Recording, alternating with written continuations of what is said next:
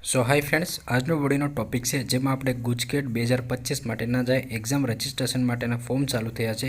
તો આ વિડીયોમાં આપણે રજિસ્ટ્રેશનથી લઈ પેમેન્ટ અને ત્યાર પછી ફોર્મ તમારે કઈ રીતે ભરવાનું છે અને કઈ કઈ બાબતો તમારે ધ્યાનમાં રાખવાની છે એની સંપૂર્ણ માહિતી આપણે સ્ટેપ બાય સ્ટેપ જોવાના છીએ. તો તમે ફોર્મ છે એ મોબાઈલથી પણ ભરી શકો છો અને કોમ્પ્યુટરની મદદથી પણ ભરી શકો છો. હું મોબાઈલમાં જ ફોર્મ ભરીને બતાવીશ, જેથી કરીને ઘણા બધી વિદ્યાર્થી ભાઈઓ બહેનો પાસે મોબાઈલ હોય તો એ લોકો પોતાના ઘરે પોતાના મોબાઈલથી ફોર્મ છે એ ભરી શકે અને તમે કોમ્પ્યુટરમાં પણ આ સ્ટેપથી ફોર્મ છે એ ભરી શકો છો.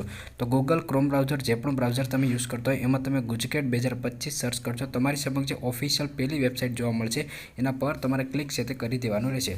મોબાઈલમાં તમે યુઝ કરતા હોય તો તમારે ડેશબોર્ડ છે એ ડેસ્કટોપ સાઇડ કરી લેવું, જેથી કરીને વ્યવસ્થિત સ્ક્રીન તમને જોવા મળે. અહીંયા તમારે ઇન્સ્ટ્રક્શન જોતી હોય, જેમ કે ટેકનિકલ માહિતી જોતી હોય અથવા તો પેમેન્ટને લગતી કે અન્ય માહિતી જોવી હોય તો સંપૂર્ણ પીડીએફ છે અપલોડ કરેલી છે. હવે નીચે આવશો તો અહીંયા તમારે આઈડી અને પાસવર્ડની મદદથી લોગિન કરવાનું રહેશે. પરંતુ પ્રથમ વખત જ તમે એક્ઝામ રજિસ્ટ્રેશન માટે ફોર્મ ભરતા હોય તો તમારી પાસે આઈડી અને પાસવર્ડ ના હોય તો નીચે આવશો તો અહીંયા તમને click here for new registration જોવા મળશે. એના પર તમારે ક્લિક છે તે કરવાનું રહેશે.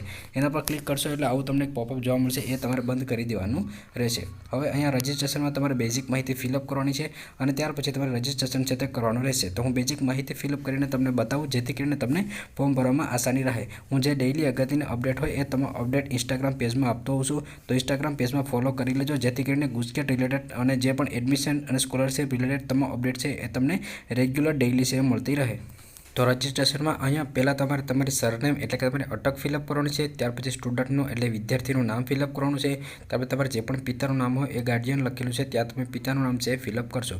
ત્યાર પછી મેલ અને ફિમેલ છે એમાંથી તમે જે પણ હોય એ સિલેક્ટ કરી લેશો. તમારો વેલિડ મોબાઈલ નંબર છે એ તમારે અહીંયા ફિલઅપ કરવાનો રહેશે અને જે તમારી ઈમેલ આઈડી હોય એ તમારે એકવાર ફિલઅપ કરી અને ફરીથી કન્ફર્મ છે કરવાનું રહેશે.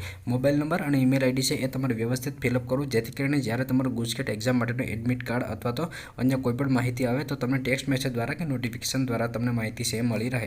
પછી હવે તમારે જે પણ મનગમતો પાસવર્ડ બનાવો એ તમે બનાવી શકો છો. તો પાસવર્ડ અહીંયા તમને જોવા મળશે, ત્યાં તમે તમારો મનપડતો જે ગમતો પાસવર્ડ છે એ ફિલઅપ કરશો અને ફરીથી તમારે એ પાસવર્ડને કન્ફર્મ કરવાનો રહેશે, એટલે કે પાસવર્ડ વેરીફાઈ કરવાનો રહેશે. ત્યાર પછી નીચે તમને કેપ્ચા જોવા મળશે, એમાં જે પણ પ્લસ થતું હશે એ તમારે ફિલઅપ કરી અને રજિસ્ટરના બટન પર તમારે ઓકે છે કરવાનું રહેશે. રજિસ્ટર પર તમે ઓકે કરશો એટલે તમારા મોબાઈલ નંબરમાં ઓટીપી છે મોકલવામાં આવશે. એ ઓટીપી તમે અહીંયા ફિલઅપ કરી દેશો અને સબમિટના બટન પર તમે ઓકે કરશો એટલે તમારી રજિસ્ટ્રેશનની પ્રોસેસ એ પૂર્ણ થઈ ગઈ છે. હવે તમારે લોગિન થઈ અને પેમેન્ટ અને ફોર્મ ભરવાની પ્રોસેસ એ કરવાની રહેશે.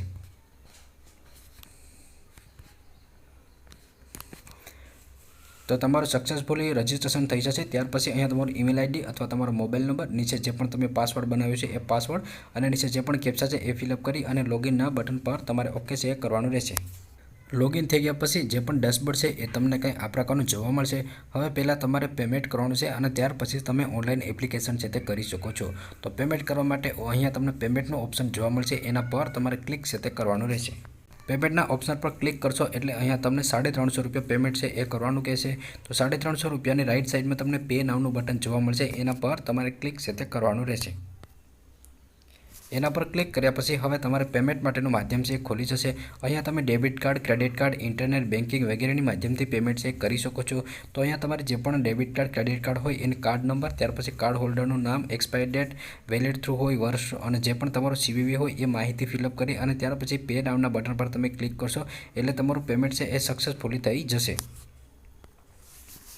તમારું પેમેન્ટ છે એ સક્સેસફુલી થઈ જશે. ત્યાર પછી તમને કાંઈ આ પ્રકારનું જોવા મળશે. અહીંયા જે પણ તમે પેમેન્ટ કરેલી છે એ તમને અમાઉન્ટ પેઇડ જોવા મળશે, તમારા બેંકનું નામ જોવા મળશે અને જે પણ તમારું સ્ટેટસ હશે કે ફેલ થયું છે, સક્સેસ થયું છે એ તમને જોવા મળશે અને નીચે તમને પ્રિન્ટનું બટન છે તે જોવા મળશે. તો તમારે ફીની રિસિપ્ટની પ્રિન્ટ છે લઈ લેવાની છે. તો પ્રિન્ટના બટન પર ઓકે કરી અને તમે એની માહિતી છે એટલે કે પીડીએફ છે એ સેવ કરી લેશો. ત્યાર પછી ફરીથી તમે હોમ પેજમાં આવી જશો. હોમ પેજમાં આવ્યા પછી પેમેન્ટ તમે કરી લીધું હશે તો તમને એપ્લાયનું ઓપ્શન છે ઓટોમેટિક જ આવી જશે. જો તમે પેમેન્ટ નહીં કરેલું હોય તો એપ્લાયનું બટન છે તે આવશે નહીં. તો એપ્લિકેશન પર તમે ઓકે કર્યા પછી એપ્લાય તમને જોવા મળશે, એના પર તમારે ક્લિક છે તે કરવાનું રહેશે. એના પર ક્લિક કર્યા પછી હવે તમારે જે પણ પર્સનલ ડિટેલ છે એમાં તમારું નામ છે, જન્મ તારીખ છે, જાતિ છે એ વગેરે માહિતી ફિલઅપ કરવાની રહેશે. તો પહેલાં તમારું જે કેન્ડિડેટનું નામ છે એ તમારે અહીંયા ફિલઅપ કરવાનું રહેશે. જે પણ તમે રજિસ્ટ્રેશન સમયે તમારું નામ જે ફિલઅપ કર્યું છે એ માહિતી ઓટોમેટિક જ આવી ગઈ હશે. તમારે એમાં માહિતીમાં કાંઈ સુધારો કરવો હોય તો તમે સુધારો છે એ કરી શકો છો. ત્યાર પછી જે પણ તમારી માર્કશીટમાં જે પ્રિન્ટેડ થઈને નામ આવશે એ તમારે અહીંયા મેન્યુઅલી ફિલઅપ કરવાનું રહેશે કે માર્કશીટમાં તમે શું નામ છે એ લખીને આવે એ ઈચ્છો છો. મતલબ જે પણ તમારી ગુજકેટની માર્કશીટ આવશે તેમાં શું નામ આવે એ તમે જે ઈચ્છતા હોય એ તમે અહીંયા ફિલઅપ કરી શકો છો। તો એ જે પણ તમારી માર્કશીટ હોય એ મુજબ જ તમારા નામ છે ફિલઅપ કરવું। ત્યાર પછી તમારી જન્મ તારીખ છે એ એક કેલેન્ડર ઓપન થશે, એમાંથી તમારી જન્મ તારીખ છે એ તમારે ફિલઅપ છે કરી દેવાની રહેશે। ઘણા બધી વિદ્યાર્થીઓને ઇન્સ્ટાગ્રામમાં પ્રશ્નો આવતા હોય છે દર વર્ષે કે છે જન્મ તારીખ છે એમાં મારે એડિટ કઈ રીતે કરવું, તો તમને આમાં એડિટનું ઓપ્શન છે એ જ્યાં સુધી તમે સબમિટ ન કરો ત્યાં સુધી આપતા હોય છે। તો સબમિટ કરતાં પહેલાં તમારે જે પણ માહિતી છે એમાં સુધારો કરવો એ તમે કરી શકો છો। ત્યાર પછી જેન્ડર મેલ ફિમેલ છે જે રજિસ્ટ્રેશન સમયે યુઝ કર્યું છે એ તમને જોવા મળશે, એમાં પણ તમારે કંઈ સુધારો કરવો હોય તો તમે અત્યારે મેલ ફિમેલ છે એ સિલેક્ટ કરી શકો છો। ત્યાર પછી કાસ્ટનું ઓપ્શન જોવા મળશે, તો SC ST OBC જે પણ કેટેગરીમાં આવતા હોય એ કેટેગરી તમે અહીંયાથી સિલેક્ટ કરી લેશો, અને જે વિદ્યાર્થીઓ EWSમાં કે ઓપનમાં આવતા હોય એ અધર ઓપ્શન છે એ સિલેક્ટ કરશે। ત્યાર પછી જો તમે ફિઝિકલી હેન્ડીકેપ એટલે કે દિવ્યાંગતા ધરાવતા હોય તો યસ કરશો, બાકી તમારે નો છે એ રહેવા દેવાનું રહેશે। ત્યાર પછી ફેમિલી એન્યુઅલ ઇન્કમ જોવા મળશે, એમાં પર ક્લિક કરશો તો તમને આવક માટેનો સ્લેબ જોવા મળશે, જેમ કે 25,000 થી લઈને 50,000। તો એવી રીતે તમે આવકનો સ્લેબ જોવા મળશે, એમાંથી જે પણ તમારો આવક હોય એ મુજબ તમારે સિલેક્ટ કરી લેવાનું રહેશે। ત્યાર પછી તમારો આધાર કાર્ડનો નંબર છે એ તમારે અહીંયા ફિલઅપ કરવાનો રહેશે। આધાર કાર્ડનો નંબર છે ફરજિયાત નથી, તમારે ના નાખવો હોય તો એ તમે ખાલી રાખી શકો છો। ત્યાર પછી જે પણ તમારો પરમનન્ટ એડ્રેસ હોય કે જે તમારા આધાર કાર્ડમાં અથવા તો તમારે અન્ય ડોક્યુમેન્ટમાં હોય કે જે જગ્યાએ તમે હાલ રહેતા હોય એ એડ્રેસની જે માહિતી છે એ તમારે અહીંયા ફિલઅપ કરવાની રહેશે। 2 કોલમ તમને આપેલી છે, 2 કોલમમાં તમે મોટું એડ્રેસ હોય તો ફિલઅપ છે એ કરી શકો છો। ત્યાર પછી અહીંયા નીચે તમારું સ્ટેટ છે એ ગુજરાતના તમે વતની હોય તો ગુજરાત સિલેક્ટ કરશો। ગુજરાત મુજબ જે પણ જિલ્લાઓ છે એમાંથી તમામ જિલ્લાઓ આવશે, તમારો જિલ્લો સિલેક્ટ કરી લેશો। જિલ્લા મુજબ તમારો તાલુકા આવશે, એ તાલુકો તમે સિલેક્ટ કરી લેશો।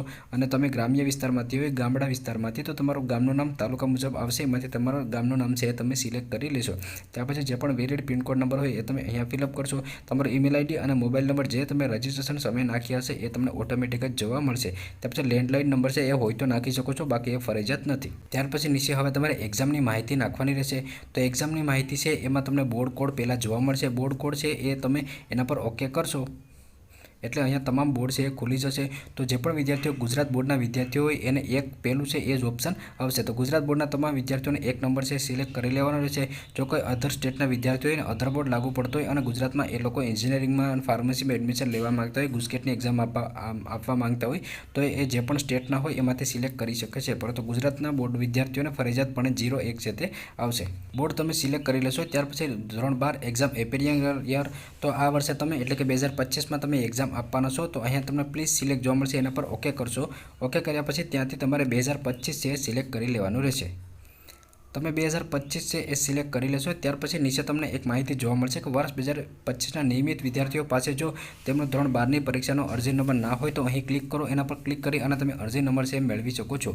જે પણ વિદ્યાર્થીઓ ઓલરેડી ફોર્મ ભરેલું હોય એ ધોરણ 12નું તો એની પાસે એપ્લિકેશન નંબર હોય તો એપ્લિકેશન નંબર છે એ તમારે અહીંયા ફિલઅપ કરવાનો રહેશે, અને એ જ એપ્લિકેશન નંબરની મદદથી નીચે તમારી સ્કૂલ ડિટેલ છે એ પણ ઓટોમેટિક જ આવી જશે। તો જે પણ તમારો ધોરણ 12નો એપ્લિકેશન નંબર છે એ તમારે વ્યવસ્થિત ફિલઅપ કરવો, એનું જે પણ ઉદાહરણ છે એ પણ અહીંયા તમને બાજુમાં જોવા મળશે। તો એપ્લિકેશન નંબર તમે ફિલઅપ કરશો એટલે નીચે સ્કૂલ ડિટેલમાં તમારો સ્કૂલનો ઇન્ડેક્સ નંબર, તમારી સ્કૂલનું નામ અને જે પણ તમારો સેન્ટરનો કોડ હશે એ ઓટોમેટિક જ આવી જશે।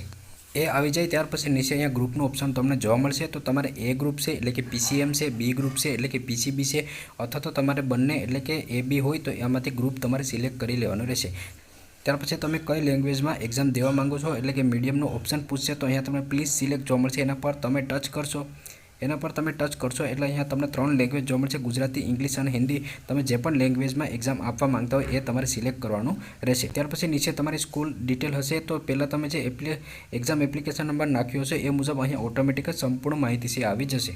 હવે નીચે તમારે ફોટો અને સિગ્નેચર છે અપલોડ કરવાના રહેશે। તો ફોટો અને સિગ્નેચર છે વ્યવસ્થિત તમારે અપલોડ કરવા, કારણ કે તમારે એડમિટ કાર્ડમાં એની માહિતી છે તે આવતી હોય છે। તો ફોટો અને સિગ્નેચર છે એ મિનિમમ 5 KBથી લઈ અને મેક્સિમમ વધારેમાં વધારે તમારી 50 KBની વચ્ચે હોવી જોઈએ, અને તમારું જે ડાયમેન્શન છે 120x120 છે તે હોવું જોઈએ। તો ટૂંકમાં કહું તો તમારે 5 KBથી 50 KBની વચ્ચેનો ફોટો હોવો જોઈએ। તો પહેલાં તમારે ફોટો અપલોડ કરવા માટે શું સ્પાઇલ પર ઓકે કરશો, મોબાઈલની ગેલેરી કે કમ્પ્યુટરની ગેલેરીમાંથી તમે ફોટો સિલેક્ટ કરી અને અપલોડના બટન પર ઓકે કરશો એટલે તમારો ફોટો અપલોડ થઈ જશે, અને એવી જ રીતે તમારે સિગ્નેચર પણ અપલોડ કરી લેવાની રહેશે। ત્યાર પછી તમે સેવના બટન પર તમારે ઓકે કરવાનું રહેશે। સેવના બટન પર ઓકે કર્યા પછી ફરીથી તમારે આખા ફોર્મની એકવાર રિવ્યૂ કરી લેવાનું છે કોઈ પણ પ્રકારની મિસ્ટેક છે તે રહી ગઈ નથી। જો મિસ્ટેક રહી ગઈ હોય તો તમે સબમિટ કરતા પહેલાં બધે સુધારો છે એ કરી શકો છો। સબમિટ કર્યા પછી તમે સુધારો નહીં કરી શકો તો નીચે તમને આઈ હેર બી જોવા મળશે, ડિક્લેર છે, એના પર તમે ટચ કરશો અને સબમિટના બટન પર તમે ઓકે કરશો એટલે તમારી ફોર્મની પ્રોસેસ છે એ પૂરી થઈ જશે। અને નીચે પણ તમે જોઈ શકો છો કે સબમિટ પર ક્લિક કર્યા કર્યા બાદ તમે તમારી વિગતોમાં ફેરફાર છે તે કરી શકશો નહીં. એટલે કે સબમિટ કરતાં પહેલાં બરાબર તમારે ફોર્મ છે ચેક કરી લેવાનું રહેશે. આગળ તમારો ફોર્મની પ્રોસેસ પૂર્ણ થઈ જશે ત્યાર પછી તમારે એડમિટ કાર્ડ અને અન્ય જે પણ માહિતી આવતી હશે એની સંપૂર્ણ અપડેટ છે ઇન્સ્ટાગ્રામ પેજમાં હું આપતો રહીશ. તો ઇન્સ્ટાગ્રામ પેજમાં ફોલો કરી લેજો. ત્યાં ડેઇલી એડમિશન સ્કોલરશિપની અપડેટ ઇન્સ્ટાગ્રામમાં સ્ટોરી રાખતો હશો તો ઇન્સ્ટાગ્રામમાં ફોલો કરવાનું ભૂલશો નહીં. અને જો તમને આ વિડીયો પસંદ આવે તો લાઇક કરજો અને ચેનલમાં ન હોય તો ચેનલને સબસ્ક્રાઈબ કરવાનું ભૂલશો નહીં.